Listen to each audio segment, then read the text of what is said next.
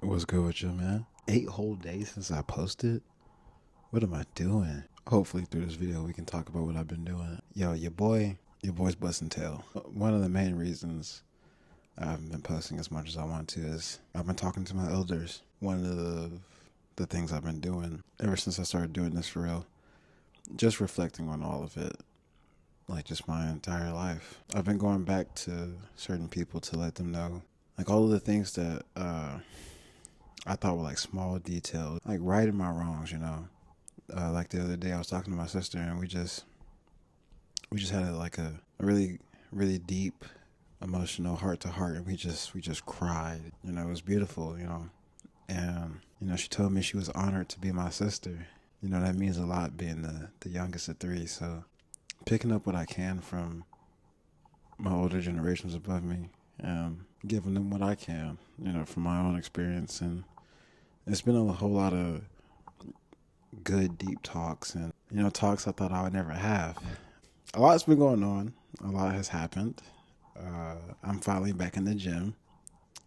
We're actually waiting on one of my boys to send some of the footage over and whatnot, because soon enough he's gonna be doing his own version of this.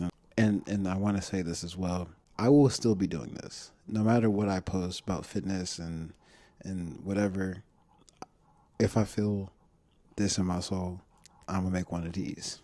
That being said, I will be getting back into my series work, like Say Something Sunday, Left Hand Layup. There's a whole lot of things I truly do want to make, but I don't want to make poor versions of them.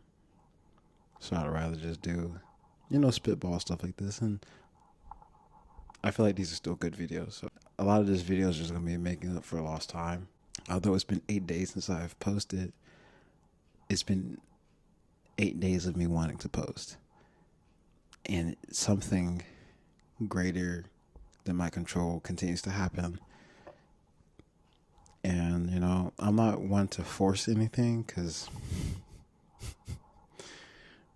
I'm not, yeah, listen, I want y'all to know I'm only going to post on any of my platforms if I truly enjoy it and if it makes me giggle. But good news, I got a secret little story I tell at the end of this video, but I sent in the request today. It could take 2 weeks, but come here soon. My hours will be officially reduced, which means I will be able to do more everything, more posting, more, like mobility stuff, stability, stamina, like stretching, more going to the gym, more hooping.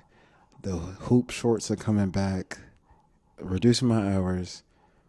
Honestly, is one of the greatest things I'm going to do for the channel, because it's going to make me able to do a whole lot of things. So I'm super excited for that, because the future's bright, bro. You gotta feel it. You gotta know it. Dude, who do you know in a 6th month on YouTube got this comfortable with the mic? Exactly. I'm going to transition to another point that I want to talk about. Whenever I get really clumsy, and this goes for like my fam too, whenever we get like real clumsy, start dropping stuff, like just errors we normally don't make, it means we're knocking on that door of changing our lives. And unfortunately, for me and the homies, we all been going through it. I'm talking about unprecedented times, like just things you could not control. And it's been hard, but you just have to see that as a sign of you knocking on that door of changing your life, bro. Because that's what it really means. Being this clumsy and going through it don't feel like you're on a come up, but I promise you are. This is totally unrelated, but right here is a mango margarita. And since it is in camera view and there are children who watch my videos, I wanted to say something about alcohol and all drug use, honestly.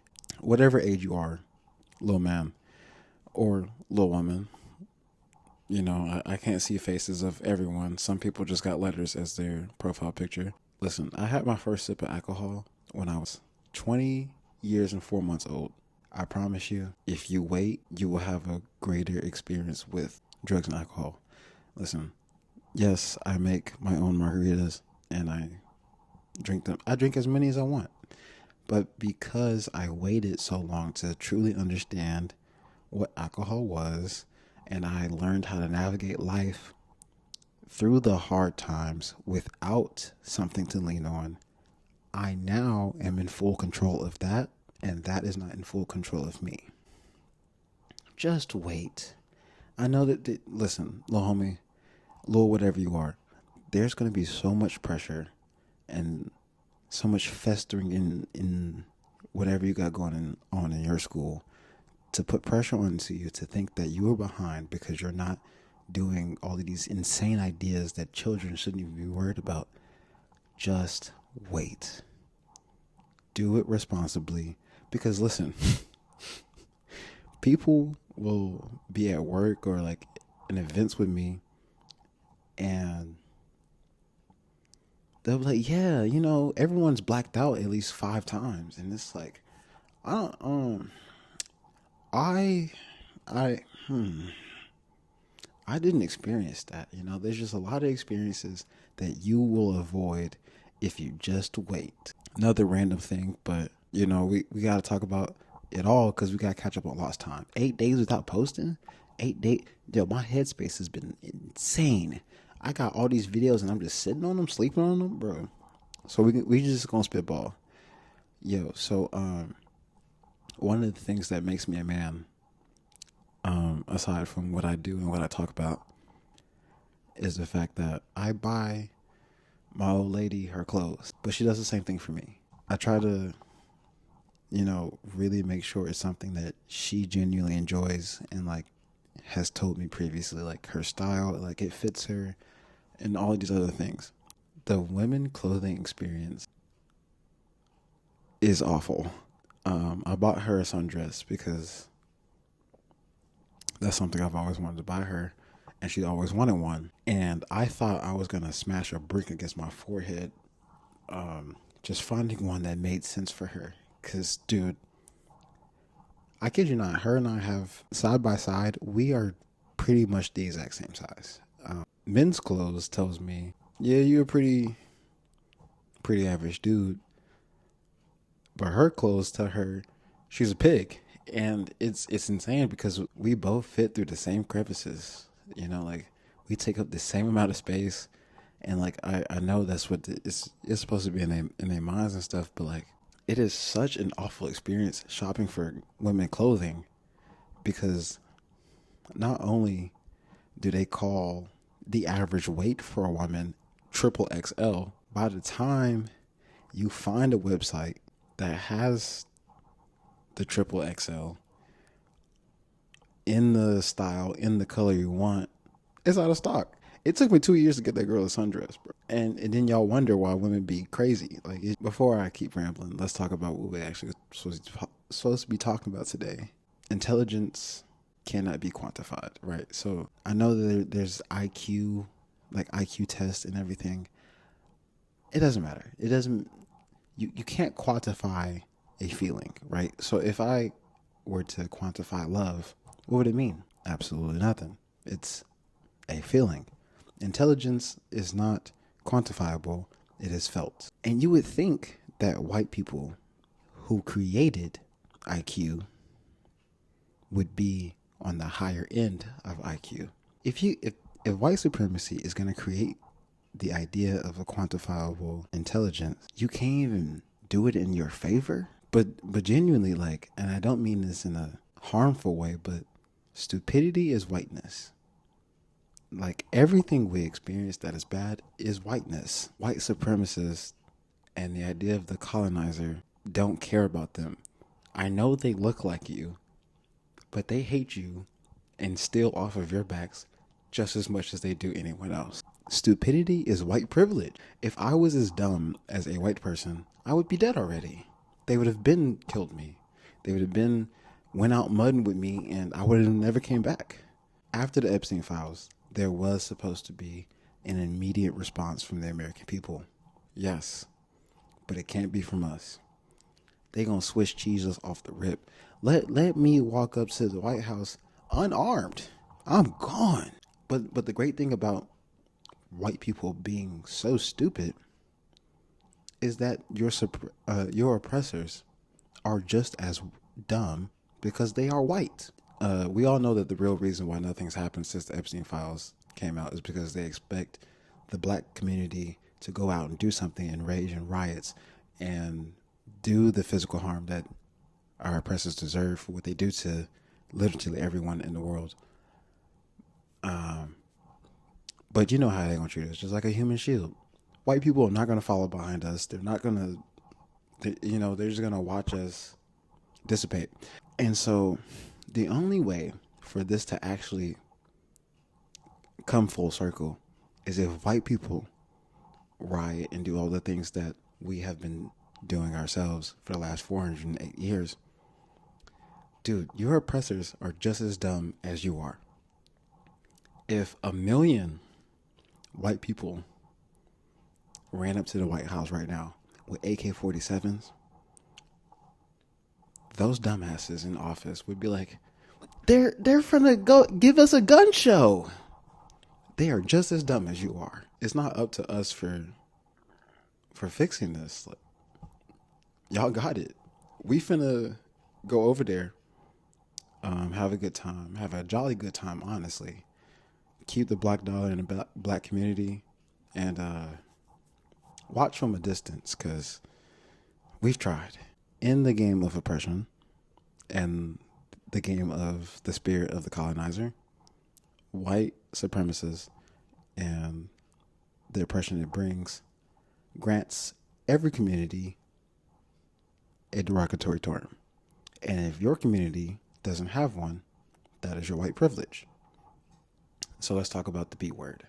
So I do say it, but out of all the cuss words I say it the most seldom. There are very few instances that justifies the B word. I wouldn't call another person one, especially not a woman. And the B word is their derogatory term for them, for women, just like the W word for women. If they want to call each other that, that's up to them. And before anyone goes, well, the gays call women the B word. Okay, that's how you want to play that? Open up that back door. Let somebody in that bussy. Then you can call a woman the B word. Until then, use another word. Woman or woman or woman. That's how you can address them. More derogatory terms like the N word and the S word. And I think those two words are, something we got to talk about. Listen, my mama, we've talked about it, and I have told her that I do use the N word around around other black people. I use it often. She thinks it's funny, but nobody says the N word more than Hispanics. Okay, Spanish speaking people, they say it quadruple the amount of times I will ever say it. And I think that is insane, because you ask them, every time I've asked them, let's keep that into personal experience. Every time I've asked someone who's Hispanic or Spanish speaking why they feel like they can say it, they go, oh, we was on the boats too.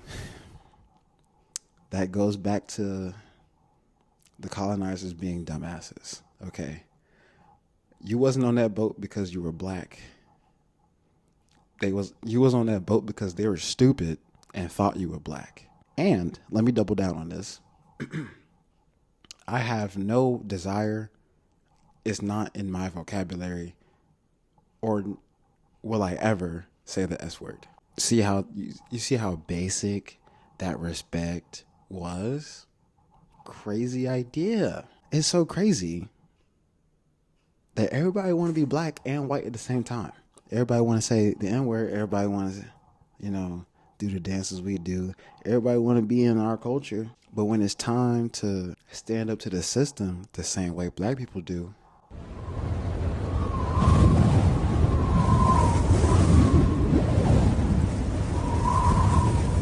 nothing. You can't be both, bruh. You gotta have a backbone. You gotta choose one, man. Everybody want to be black, but when it comes to black morality and standing to the system, like I was talking about, when America started doing what they started to do to the Palestinian people, everybody that was saying the N word, that wasn't black, in the places that I have to, have to show up, like work and school and whatever it may be, I say we're boycotting Target, we're boycotting Starbucks. Oh, but my coffee that I hate and I only post on Snapchat. You ain't got no black backbone. You ain't got no black heart. You ain't got no black solidarity. But you want to say the N word? And so I found a solution for that. So what we're going to do is let's all get locks. Yeah.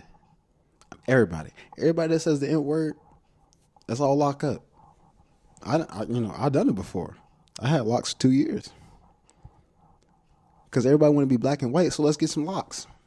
You can go ahead. Let's see who's going to look like Cynthia from Rugrats. That's going to be real funny, huh?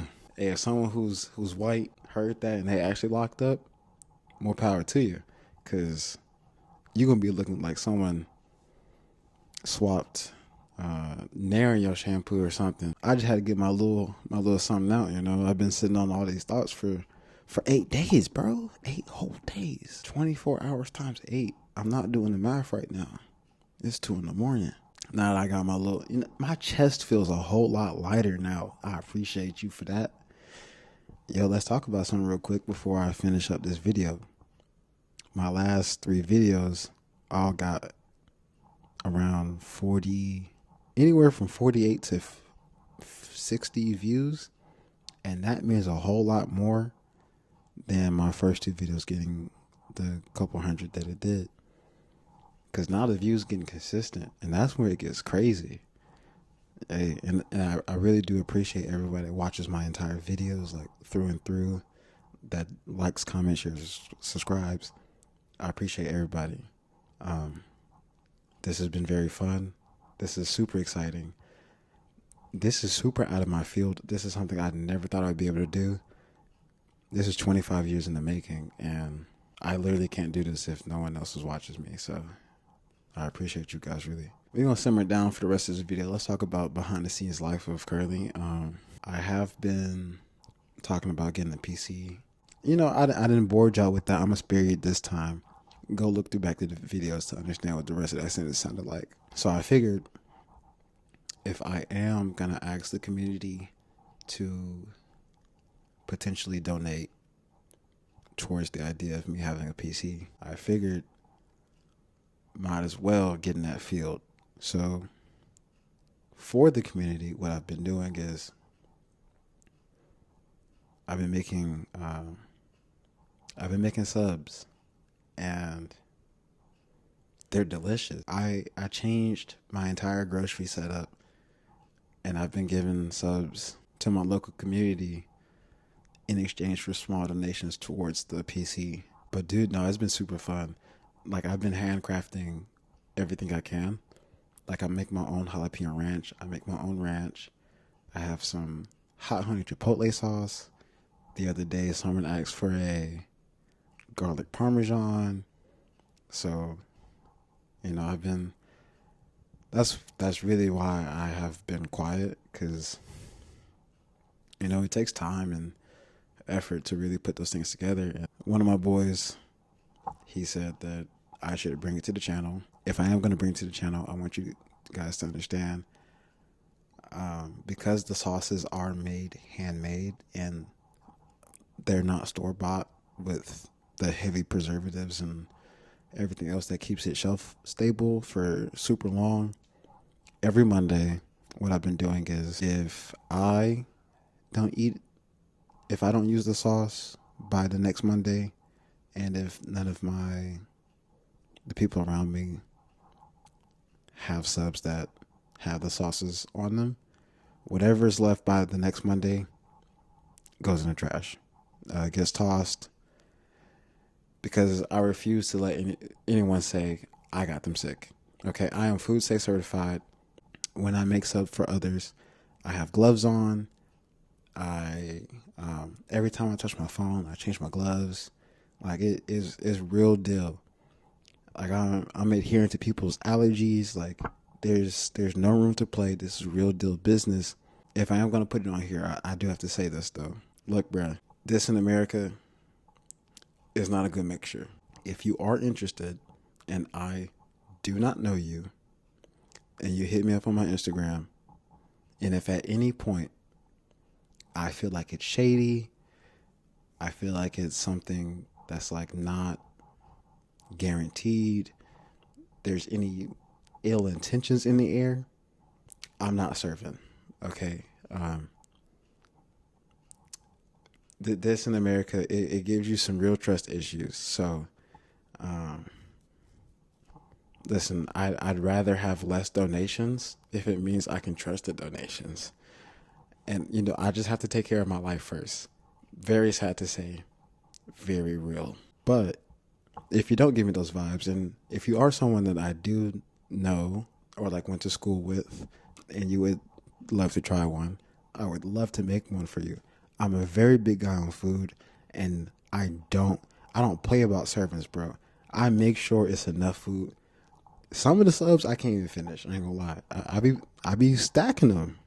I try to make sure that not only they taste great, but like they are fulfilling for the soul. Real deal soul food. We're gonna save the best for last. I'm so scared to say this. I believe the second video I made on this channel is titled Time to Man Up. A couple days before that video, I was hooping at the court that you've been seeing in the videos titled Hoop Scenes. There was a guy that I had hooped with before in the men's league and in other places before that. And he himself is insane at basketball. Like every time, he's the type of guy that in between games, if he goes to like go grab something from his car, we just start talking about how good at basketball he is.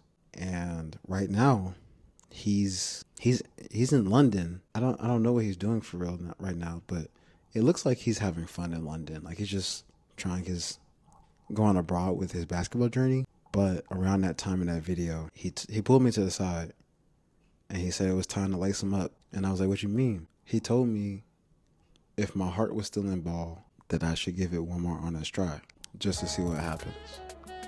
And for the past 5 months, I've been thinking about that and thinking about my basketball journey as of today.